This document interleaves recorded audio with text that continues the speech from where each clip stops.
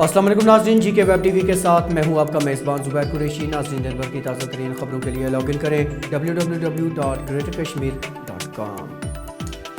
तो नाज़रीन, आज के खबरनामे का आगाज़ इस खबर से कि जम्मू कश्मीर के साबिक़ वज़ीर आला और नेशनल कॉन्फ्रेंस के नायब सदर उमर अब्दुल्ला, जो ख़ित्ते चनाब के 8 रोज़ा दौरे पर हैं, ने आज एक जलसे से खिताब किया। अपने खिताब के दौरान उमर अब्दुल्ला ने कहा कि जम्मू कश्मीर में नेशनल कॉन्फ्रेंस का कोई मुतबादिल नहीं है। उन्होंने कांग्रेस जमात पर तनकीद करते हुए कहा कि गुलाम नबी आज़ाद ने दफ़ा 370 की मनसूखी के बाद मुखालिफ सिमत इख्तियार कर ली है। पार्टियों से हम उम्मीद कर रहे थे कि वो भी हमारी आवाज में अपनी आवाज मिला के बात करेंगे, वो भी खामोश। अफसोस हुआ मुझे आज अखबार में एक खबर पढ़ के। मैं इज्जत करता हूं जनाब गुलाम नबी आजाद साहब की, वजीर आला रहे हैं, जम्मू कश्मीर की कांग्रेस के बड़े सीनियर लीडर हैं। कल इन्होंने कश्मीर में किसी एक जलसे में कहा कि अब 370 पे बात करना ही फजूल है। ये क्या, अब ये वापस नहीं आएगा, छोड़ दो। क्या हो गया जनाब? 370 अगर हमारी विरासत है तो 370 उससे ज्यादा कांग्रेस की विरासत है। 370 अगर आया तो वो इस मुल्क के सबसे पहले वजीर आजम नेहरू साहब की बदौलत। अब कांग्रेस वाले अपनी विरासत को बचाने के लिए तैयार नहीं तो फिर दूसरों को क्या बचाएंगे वो? नाज़रीन, पीपल्स डेमोक्रेटिक पार्टी और अपनी पार्टी के माबैन तल्ख बयानात का सिलसिला जोर पकड़ता जा रहा है। इन जमातों के सदूर महबूबा मुफ्ती और सईद अल्ताफ़ बुखारी आए दिन एक दूसरे पर तनकीद कर रहे हैं। आज PDP सदर महबूबा मुफ्ती के बयान, जिसमें उन्होंने अपनी पार्टी को कश्मीर में BJP का चेहरा बताया था, पर अल्ताफ़ बुखारी ने जवाब देते हुए कहा कि नौजवानों को कब्रिस्तान का रास्ता दिखाने वाली PDP आज हम पर सवाल उठा रही है। अल्ताफ़ बुखारी ने मज़ीद क्या कहा, ये जानने से पहले एक नज़र महबूबा मुफ्ती के इस पूरे बयान पर। देखिए, ये जो बीजेपी की पॉलिसी रही, पहले उन्होंने PDP पे अटैक किया और PDP को तोड़ के उन्होंने यहाँ प्रॉक्सी पार्टीज खड़ी कर दी। वो आप जानते हैं, मुझे उनका नाम लेने की जरूरत नहीं है। उसके बाद NC को जम्मू में तोड़ के तो डायरेक्टली उनको BJP में ज्वाइन करवाया। तो अब जो कांग्रेस में जो लगता है कि एक डिवीजन हो रहा है, तो ये डिवीजन कोई, मुझे नहीं लगता है कि ये खुद ब खुद हो रहा है। मुझे लगता है इसके पीछे भी BJP का हाथ है, जो कांग्रेस के दो टुकड़े करके उनको अलग अलग तरीके से इस्तेमाल करना चाहती है। नाज़रीन, महबूबा मुफ्ती के इस बयान पर आज सईद अल्ताफ़ बुखारी ने पलटवार किया और न सिर्फ महबूबा मुफ्ती के दावों को झूठा करार दिया, बल्कि उसे ही दोगला कह दिया। मैं अमूमन इस पे कभी कमेंट नहीं करना चाहता हूँ, क्यों ये सियासी हरीफों के लिए एक आम सी बात बन गई है। यहाँ सियासी जितनी भी सियासी पार्टियां वजूद में आती हैं, उनको हमेशा इसी नाम से पुकारा जाता है। मुझे बहुत एहतराम है महबूबा जी का। महबूबा जी अगर याद करेंगी, जब उनकी पार्टी 99 में बनी तो उन्हें सब कहते थे कि ये दिल्ली अडवाणी साहब की पैदावार है, ये उनकी प्रॉक्सी है। तो महबूबा जी को कम अज़ कम ऐसे इल्ज़ामात नहीं लगाने चाहिए जिनका उन्हें बखूबी मालूम है कि उनके साथ भी लोगों, जब वो वजूद में आई थी, उनकी पार्टी आई थी, तो उनको भी लोगों ने यही कहा था। अगर वो सच है कि वो प्रॉक्सी अडवाणी साहब की हैं, फिर मैं इस सवाल का जवाब दूंगा, वरना अगर वो झूठ है तो फिर शायद मुझे इस सवाल का जवाब देने की ज़रूरत ही नहीं है। बहरहाल, जब आपको नोटिस किया जा रहा हो, इसका मतलब है कि आप कुछ हलचल मचा रहे हैं। जम्मू कश्मीर के लेफ्टिनेंट गवर्नर मनोज सिन्हा ने आज जम्मू के मुजैन में आइंदा श्री अमरनाथ जी यात्रा के लिए यात्री निवास का संग बुनियाद रखा। इस दिन को बड़ा अहम गर्दानते हुए अजी मौसूफ ने कहा कि इस कदम से यात्रियों और श्री अमरनाथ जी यात्रा से वाबस्ता तंजीमों की दरीना मांग पूरा हुई है।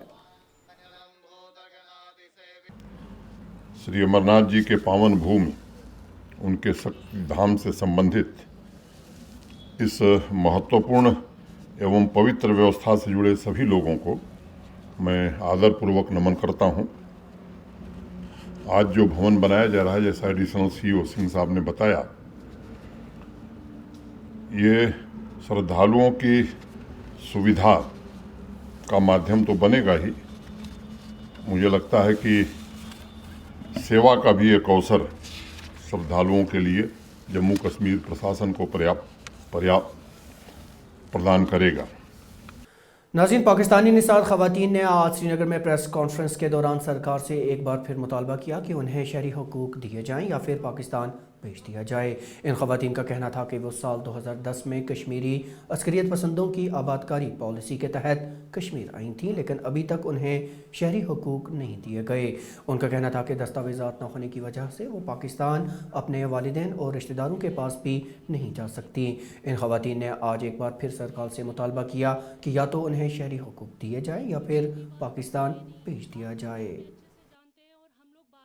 वही सेम चीज़ है, हम फिर से याद दिलाने आए, हम फिर से एक बार आप लोगों से गुजारिश करने आए कि प्लीज़ हमारे मसले का कुछ कीजिए। एटलीस्ट आप लोग सोचिए, हम औरतें हैं, हमारे लिए बहुत मुश्किल हो रहा है यहाँ पे रहना।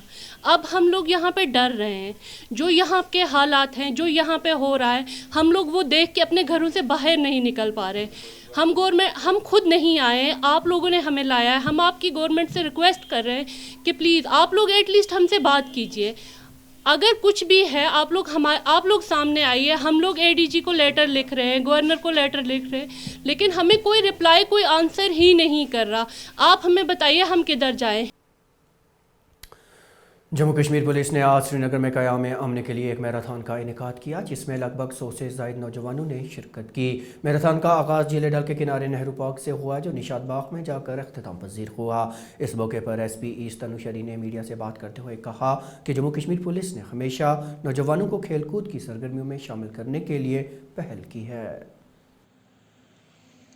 श्रीनगर पुलिस ने आज एक मैराथन ऑर्गेनाइज कराया था। It was run for piece. 5 kilometre का ये एक रेस हुआ था, जिसमें शुरुआत के 5 लोगों को हमने प्राइज मनी डिस्ट्रीब्यूट किया। एंड इसमें कोई एज क्राइटेरिया नहीं था। 55 साल से लेके 8 साल के बच्चों ने भी इसमें पार्टिसिपेट किया। बॉर्डर सिक्योरिटी फोर्स के 57वें यौम तासीस के मौके पर तकरीबात के सिलसिले में आज श्रीनगर के सिटी वॉक मॉल में एक तकरीब मुनक्किद हुई। इस दौरान BSF के कश्मीर फ्रंटियर के ब्रास और जैज़ बैंड के फनकारों ने मार्शल म्यूज़िक की सिम्फनी पेश की।